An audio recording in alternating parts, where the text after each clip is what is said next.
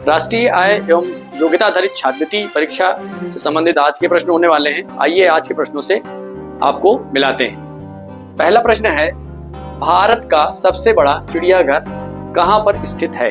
भारत का सबसे बड़ा चिड़ियाघर कहाँ पर स्थित है?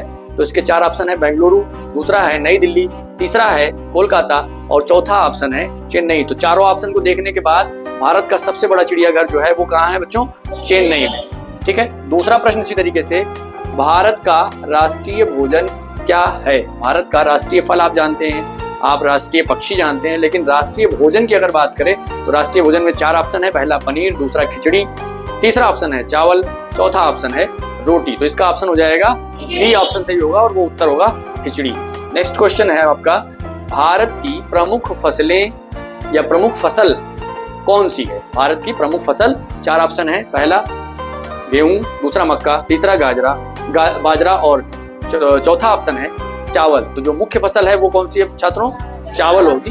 डी ऑप्शन इसका सही होगा। अगला क्वेश्चन है, भारत के किस राज्य में सबसे अधिक शाकाहारी लोग रहते हैं? भारत के किस राज्य में सबसे ज्यादा शाकाहारी लोग रहते हैं? तो 4 ऑप्शन है। पहला है महाराष्ट्र, दूसरा है उत्तराखंड, तीसरा सिक्किम और चौथा है राजस्थान। तो इन चारों ऑप्शन को देखने के बाद छात्रों सबसे ज्यादा शाकाहारी किसमें है? राजस्थान। तो उत्तर हो जाएगा आपका डी ऑप्शन सही है। जैसा कि छात्र ने बताया, राजस्थान, यहाँ पर सबसे ज्यादा शाकाहारी लोग पाए जाते हैं। आपका 5वां प्रश्न है, भारत रत्न पुरस्कार पर कौन सी आकृति बनी होती है?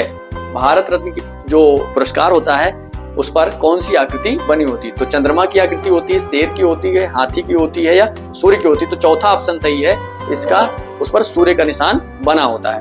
अगला प्रश्न संख्या 6 आ गया, भारत में सबसे सस्ता पेट्रोल किस राज्य में मिलता है? सबसे सस्ता पेट्रोल किस राज्य में मिलता है? 4 ऑप्शन है, कश्मीर में, गोवा, उड़ीसा और डी ऑप्शन है गुजरात में। तो इसका ऑप्शन संख्या बी सही हो जाएगा। तो गोवा ऐसा राज्य है जहां पर पेट्रोल से जुड़े हुए सारी चीजें, चाहे पेट्रोल, डीजल, ये सारी चीजें आपको पेट्रोलियम सस्ता मिलता है। नेक्स्ट क्वेश्चन नंबर 7, भारत में कौन से जानवर को खरीदना जुर्म माना जाता है? भाई किस जानवर को आप खरीदेंगे तो आप क्राइम की श्रेणी में आ जाएगा? कुत्ते को खरीदना, शेर को खरीदना, हाथी को खरीदना या बंदर? तो उत्तर है शेर को आप नहीं खरीद सकते। अगर आप शेर की खरीद फरोख्त करते हैं तो उसको जुर्म की श्रेणी में रखा गया है।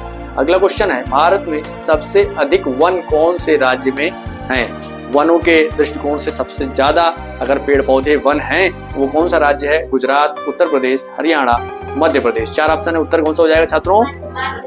आपका डी ऑप्शन सही होगा और ऑप्शन संख्या डी, मध्य प्रदेश में सबसे अधिक वन है। क्वेश्चन नंबर 9, भारत की सबसे ऊंची मूर्ति, सबसे लंबाई में, ये इस प्रश्न को हम सब लोग आसानी से कर भी सकते हैं और ज्यादातर लोगों को यह प्रश्न का उत्तर पता होगा। सबसे ऊंची मूर्ति कौन सी है?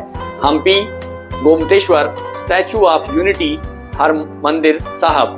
4 ऑप्शन को देखने के बाद आप देखते हैं स्टैचू ऑफ यूनिटी, यह ऑप्शन सही होगा। सबसे ऊंची मूर्ति स्टैचू ऑफ यूनिटी है। अगला प्रश्न संख्या 10, एशियाई खेलों में स्वर्ण पदक हासिल करने वाली पहली भारतीय महिला थी? पहली भारतीय महिला जो एशियाई खेलों में स्वर्ण पदक जिन्होंने हासिल किया है, सुचिता कृपलानी, रजिया बेगम, बछेंद्री पाल, कमलजीत संधू। तो ऑप्शन संख्या डी सही होगा, कमलजीत संधू। ठीक है।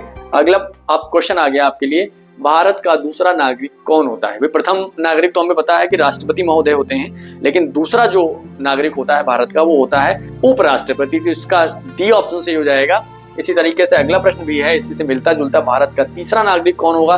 तो पहला हो गया राष्ट्रपति, दूसरा हो गया उपराष्ट्रपति और तीसरा होता है प्रधानमंत्री जी। तो इसका ए ऑप्शन ही सही हो जाएगा। प्रधानमंत्री जी जो है भारत के तृतीय नागरिक होते हैं। क्वेश्चन नंबर 13, भारत के किस राज्य में सबसे पहले सूर्य निकलता है? भाई बहुत बढ़िया और रोचक प्रश्न है ये। भारत के किस राज्य में सबसे पहले सूर्य निकलता है? तो 4 ऑप्शन है, मध्य प्रदेश, केरल, चेन्नई, अरुणाचल प्रदेश। तो ऑप्शन संख्या डी सही हो जाएगा। अरुणाचल प्रदेश ही वह राज्य है जहां सबसे पहले सूर्योदय होता है। सेकंड लास्ट क्वेश्चन, भारत के मध्य से कौन सी रेखा गुजरती है? भारत देश के मध्य से कौन सी रेखा गुजरती है? 4 ऑप्शन है, ग्रीनविच रेखा, भूमध्य रेखा, कर्क रेखा और मकर रेखा। तो आंसर क्या हो जाएगा छात्रों? कर्क रेखा। आपका ऑप्शन संख्या सी है जो कि भारत के मध्य से गुजरती है। अगला लास्ट क्वेश्चन, कर्क रेखा कितने राज्यों से होकर गुजरती है? तो हम सबको पता है कर्क रेखा जो गुजरती है वो 8 राज्यों से गुजरती है। ऑप्शन संख्या बी सही होगा। और 8 राज्य कौन कौन से हैं उनकी भी जिक्र कर लिया जाए। पहला है गुजरात, जिन राज्यों से कर्क रेखा गुजरती है, दूसरा है राजस्थान, तीसरा मध्य प्रदेश, चौथा छत्तीसगढ़, पांचवा झारखंड, छठा राज्य है पश्चिम बंगाल, सातवां है त्रिपुरा और आठवां है मिजोरम। ये 8 राज्य हैं जिनसे कर्क रेखा गुजरती है। ठीक है, तो आपको उम्मीद है वीडियो पसंद आया होगा। बहुत बहुत धन्यवाद।